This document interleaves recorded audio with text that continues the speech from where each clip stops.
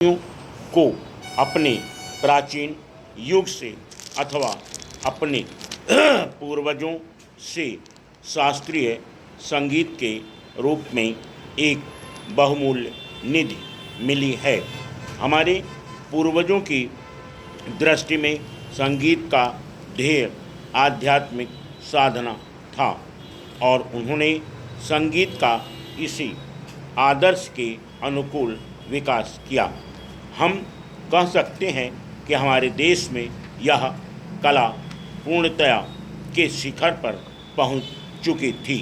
संगीत के ध्येय के संबंध में आज हमारे विचार चाहे कुछ भी हों, वह सभी स्वीकार करेंगे कि इसमें सामंजस्य की ओर ले जाने वाली और व्यक्त जगत से ऐक्य का आभास कराने वाली शक्ति निहित है।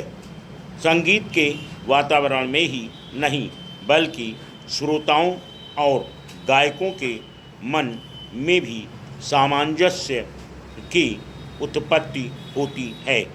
संगीत के उच्च ध्येय और व्यापक प्रभाव के कारण ही प्राचीन काल में भारतवासियों ने संगीत को जनसाधारण के सामाजिक तथा सांस्कृतिक जीवन में ऊंचा स्थान दिया था। शायद ही कोई ऐसा भारतीय त्यौहार या उत्सव हो जिसमें संगीत का आयोजन न होता हो। संगीत जन्म से मृत्यु पर्यंत हमारे साथ रहता है।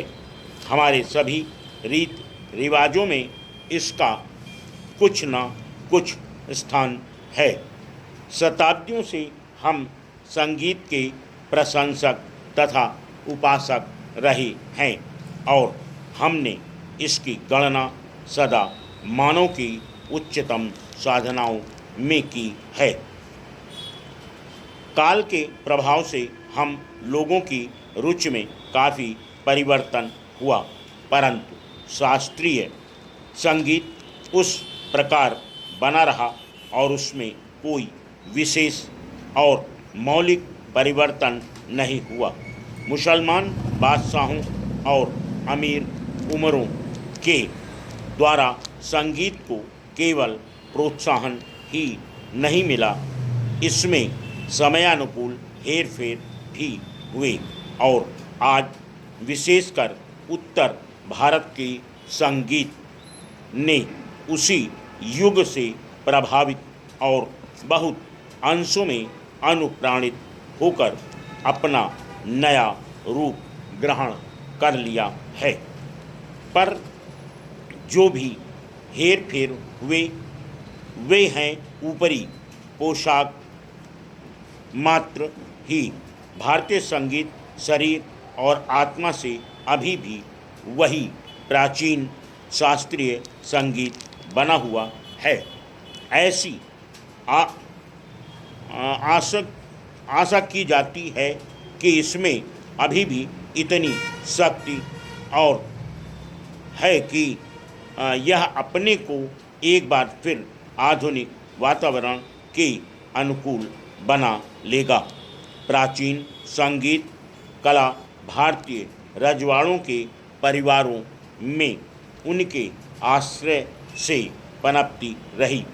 यह स्वीकार करना होगा कि भारतीय नरेशों द्वारा दिए गए प्रश्न के कारण संगीत लुप्त होने से बच गया, परंतु यह भी मानना पड़ेगा कि इन वर्षों में भारत की जनता का शास्त्रीय संगीत से बहुत कम संपर्क रहा। अतः जनता और हमारे परंपरागत सर्वश्रेष्ठ संगीत के बीच एक खाई पैदा हो गई।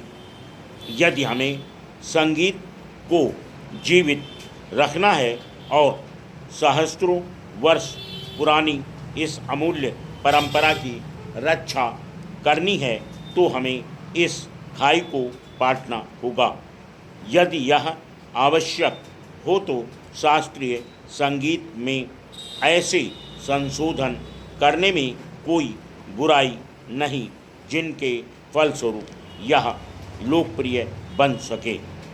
इसके साथ ही जनसाधारण को भी शिक्षित करने की आवश्यकता है, जिससे उनकी रुचि अधिक परिष्कृत हो सके और वह शास्त्रीय संगीत का आनंद उठा सकें। भारत गणराज्य में नरेशों अथवा रजवाड़ों का अच्छा स्थान है। Full stop.